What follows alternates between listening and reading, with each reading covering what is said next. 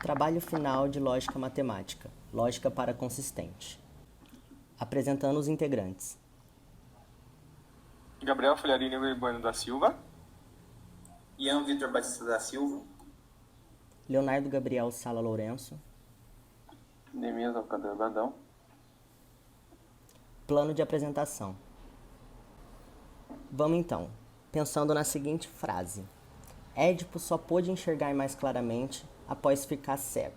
Se a gente for analisar essa frase e tentar encaixar ela na lógica clássica, vai parecer que não faz sentido, porque contradiz algumas das suas teorias. Como a gente pode afirmar que uma pessoa está enxergando após ficar cego?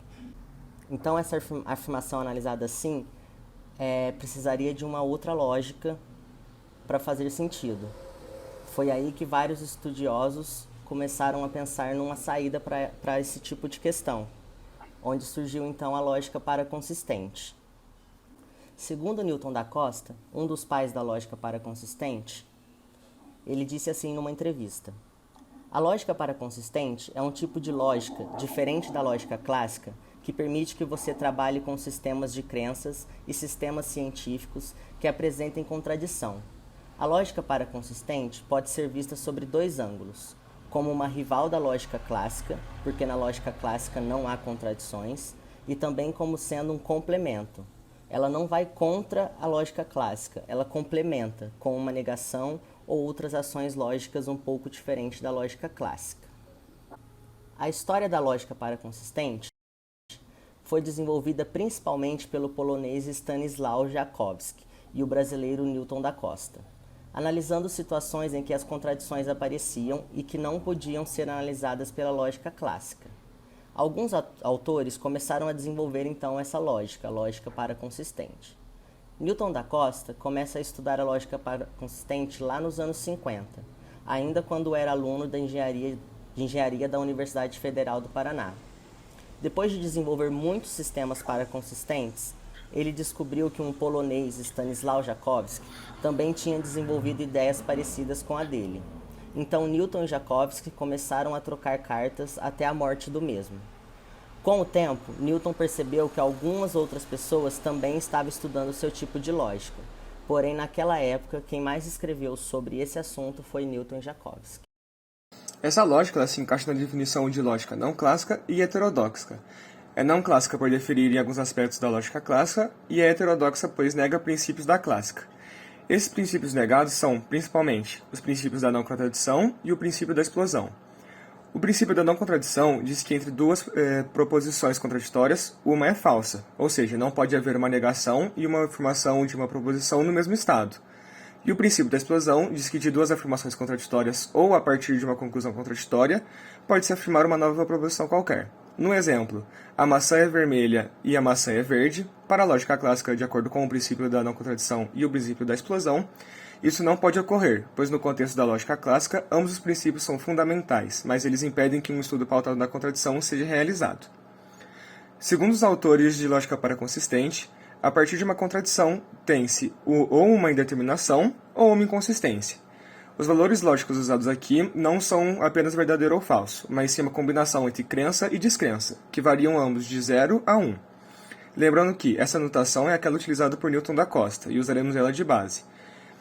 Por exemplo, uma proposição pode assumir os seguintes valores: 1 e 0, que seria equivalente ao verdadeiro ou crença total, 0 e 1, que é equivalente ao falso ou descrença total, 1 e 1, que seria de inconsistente, e 0 e 0 de indeterminado.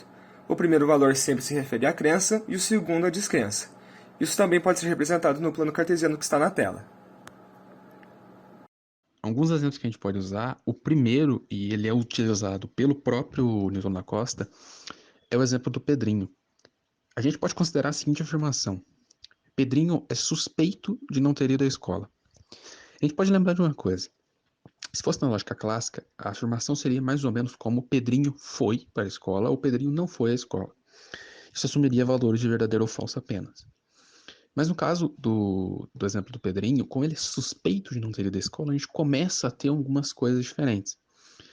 Por exemplo, se a gente, usando as notações da lógica paraconsistente, se a gente usar o 1 e 0, que seria a crença total, por que crença total? Porque a gente tem grau 1 para a crença e grau 0 para a descrença. Ou seja, a gente não descrê de nada, a gente acredita na afirmação, então ela é verdadeira. A gente poderia ler a afirmação do Pedrinho como: Pedrinho é suspeito de não ter ido à escola com crença total. Então a gente acredita que ele não foi mesmo, é verdade. Na segunda afirmação, seria o 0, 1, o equivalente ao falso. Por quê? Porque a gente não tem nenhuma crença. A gente tem zero crença e total descrença. Então a gente não acredita na afirmação. Que se a gente poderia ler como: ele é suspeito de não ter ido à escola com descrença total. Então ele foi para a escola, né? A gente não acredita na frase. Que seria o equivalente ao falso. Essas duas primeiras, a gente pode tirar delas conclusões. A gente pode concluir algo, que ele foi ou não, e tomar decisões, dependendo do sistema que a gente está trabalhando. Mas nas outras duas, isso é um pouco diferente. Na terceira, a gente tem os valores 1 e 1, tanto para a crença quanto para a descrença. Ou seja, a gente acredita 100% na afirmação, ao mesmo tempo que não acredita. A gente tem uma inconsistência. A gente poderia ler a afirmação do Pedrinho como: Pedrinho é suspeito de não ter ido à escola com crença totalmente inconsistente. Como que pode se dar isso? Supondo que a professora diz que o aluno não foi para a escola, que o Pedrinho, e a diretora diz que foi. E as duas afirmam isso. A gente tem um grau de certeza para afirmação e um grau de incerteza. Ou seja, a gente tem uma inconsistência. Na última, a gente tem 0, 0. A gente não tem nenhum grau de crença e nenhum grau de descrença. A gente tem uma indeterminação. Por que indeterminado? Porque não se sabe nada. Não se tem informação nenhuma.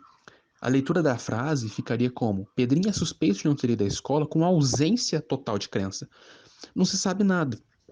Isso poderia acontecer, no exemplo do Pedrinho, caso ninguém tivesse visto ele em lugar nenhum. Não sabe onde ele estava, não sabe se ele foi ou não.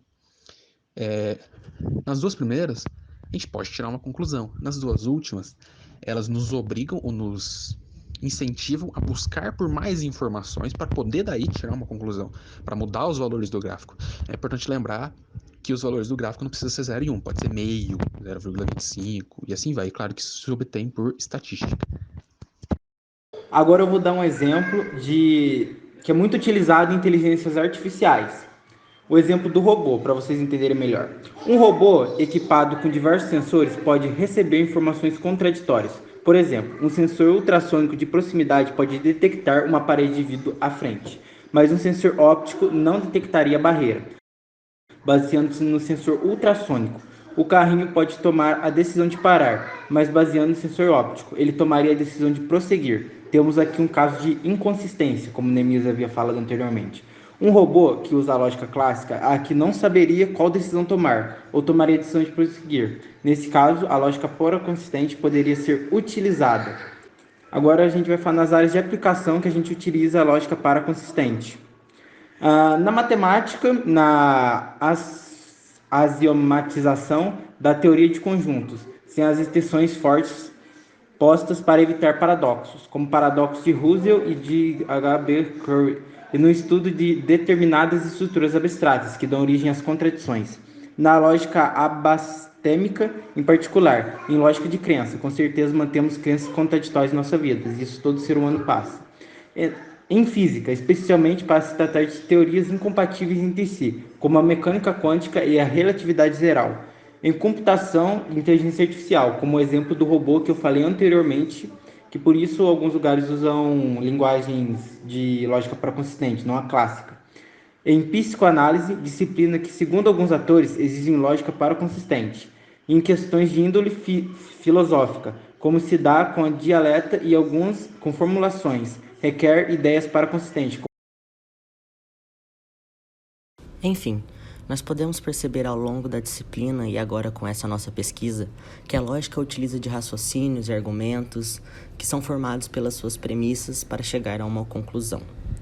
E a partir desse trabalho, concluímos que mesmo estudando a lógica clássica na disciplina, ela poderia ser complementada com essa lógica paraconsistente que abordamos no nosso trabalho. Isso enriqueceu muito o nosso aprendizado sobre lógica. Gostaríamos muito de agradecer ao professor Diego, e essa foi a apresentação dos alunos do primeiro período de Ciência da Computação do Instituto Federal do Sul de Minas, campus Muzambinho, ano 2021. Muito obrigado.